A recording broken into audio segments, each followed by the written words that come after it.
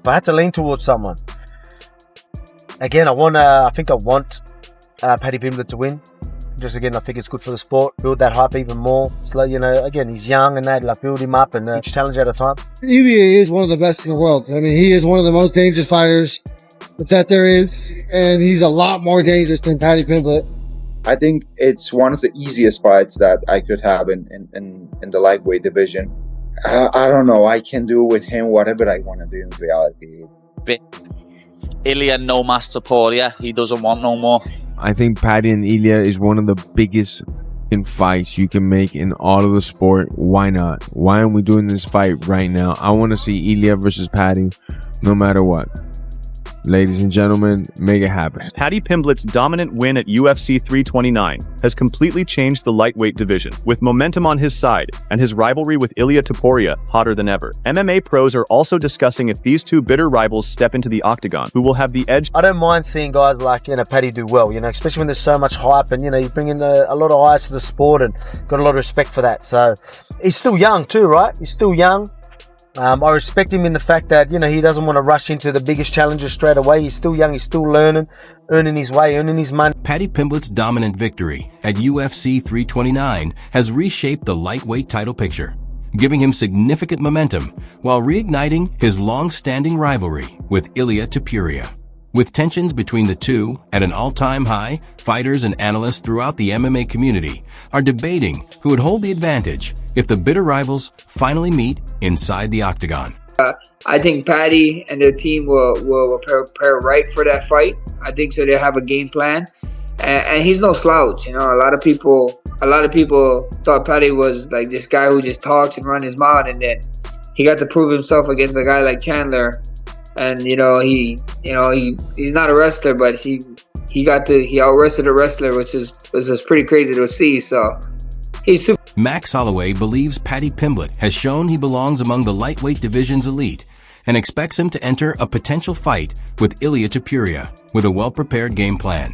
At the same time, Holloway emphasized that MMA is unpredictable, and the outcome will ultimately depend on which fighter is able to execute their strategy more effectively on fight night. Anytime there's two fighters like this, with such high profiles like Paddy Pimblett and Ilia Topuria, and there's that much tension, that much beef, that much drama, that much old school footage that they can use, not only squaring up inside the octagon, but at UFC London when they were talking shit and had to be separated by security. I heard stories of them almost getting into fights in the hallways and stuff like that, but there was no cameras rolling. Of course, there was a few water bottles thrown and stuff like that. There's always been heat and friction between the two of them, and now it's lining up absolutely perfectly for a blockbuster match. Michael Bisping believes a fight between Ilia Topuria and Paddy Pimblett has all the ingredients of a blockbuster event.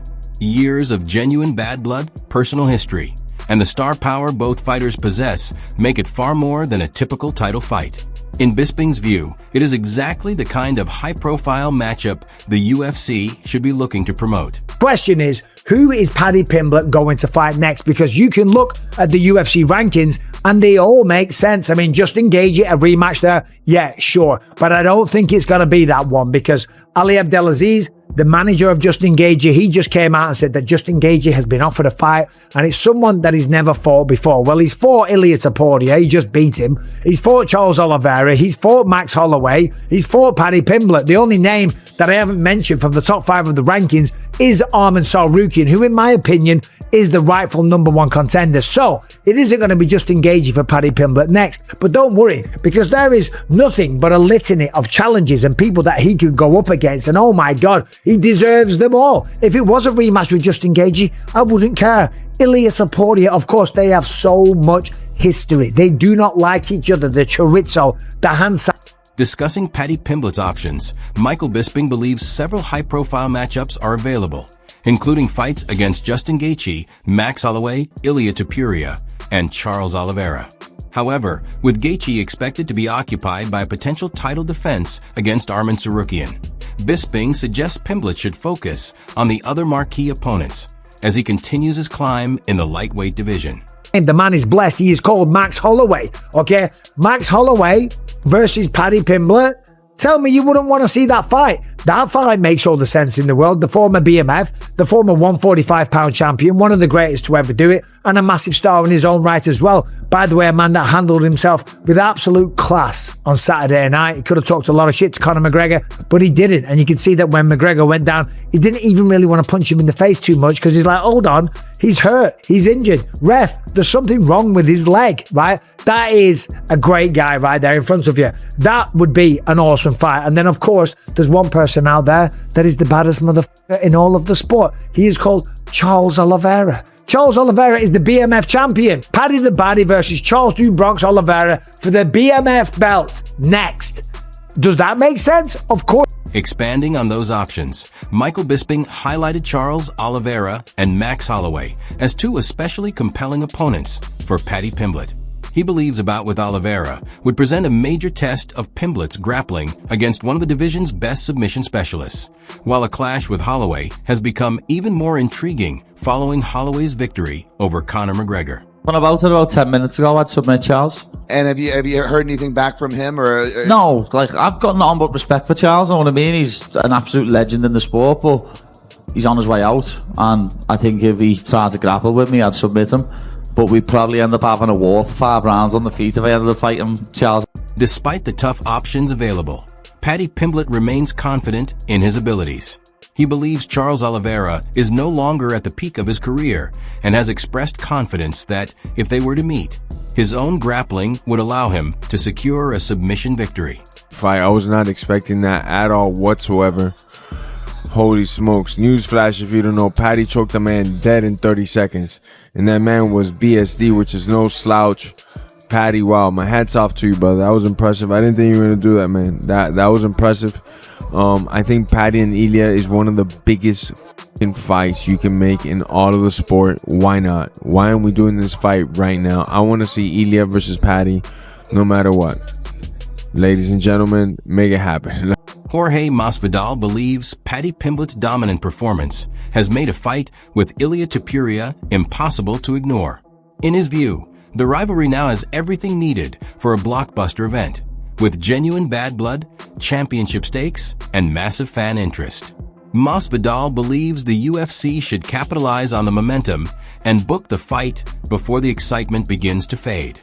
Next for Paddy, you want to know a great fight that somebody in the know, I gotta leave their name out, but somebody whose opinion matters just suggested? Max Holloway versus Paddy the Baddy. Now, I understand the recency bias on getting them together, but there's still a post-fight press conference.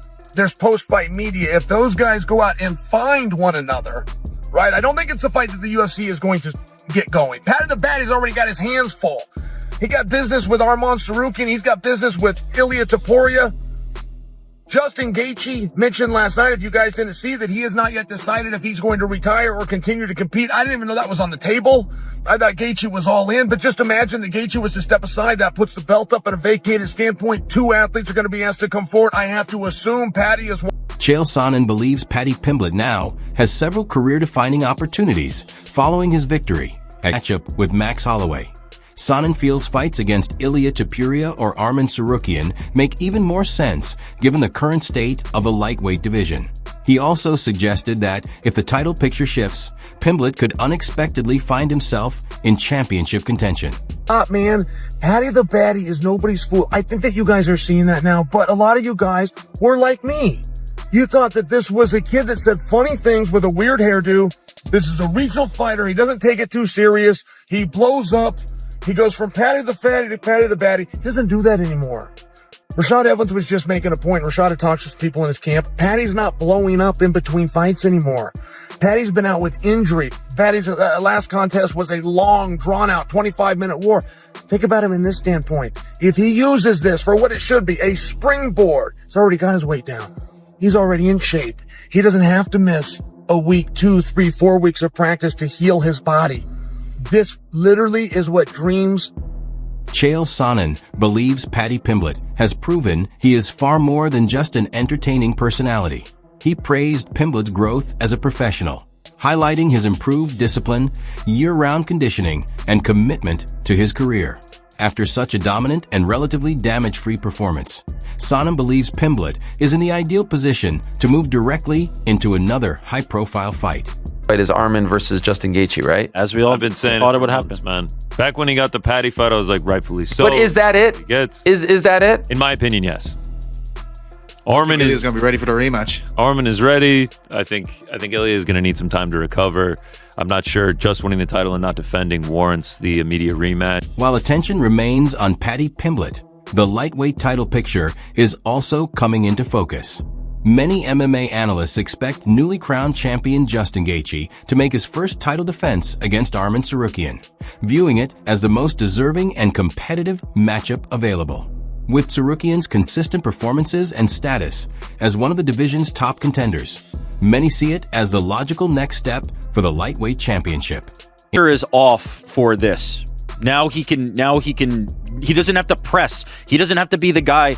He chased the knockout against Justin Gaethje to a degree that I think was to his detriment. He was entering a war with Justin Gaethje in a way that he hadn't in the past, and I don't think he needed to, because he wanted to knock him out, because he had built the expectations to this level. He now has the opportunity to not have to worry about that. He now has the opportunity to say, I've suffered defeat. I've made it out of the other side. I'm all good. I'm still a gangster. And he's going to rebuild himself. If anybody's selling Ilia Topuria stock, I'm buying all of it. I will buy every single shred of it. I agree 100%. Looking beyond Ilia Topuria's recent defeat, the panel offered a more optimistic perspective. Rather than viewing the loss as a major setback, they argued it could free Topuria from the pressure of protecting an undefeated record. In their view, he now has the opportunity to rebuild, refine his skills, and return as an even stronger fighter without the burden of perfection hanging over every performance. Talk very briefly about what happened in the co-main event, because what happened in the co-main event to me, I thought was going to be related to the main event. I was even saying as we were doing the watch along, like, oh, do they bring Paddy out? Do they have him there? Obviously, much ado about nothing. But Paddy Pimblett was given the slot of co-main event, not by chance, and who cares what happened in January at this point. Paddy Pimblett gets the opportunity to showcase himself on the Conor McGregor card. We'll find out maybe down the line how many people were actually watching, but I'm sure it was a big number, and he came out. I mean, the complete 180 of what happened in the main event. He nailed it every single step of the way, from the walkout. Meanwhile, Ariel Helwani believes Paddy Pimblett may have emerged as the biggest winner of UFC 329. Although much of the attention was on Conor McGregor's comeback, Helwani argued that Pimblett capitalized on the spotlight with a dominant finish in the co-main event. With the main event ending in disappointment, he believes Pimblett left the event with tremendous momentum, significantly elevated his profile, and cemented himself as one of the lightweight division's fastest rising stars.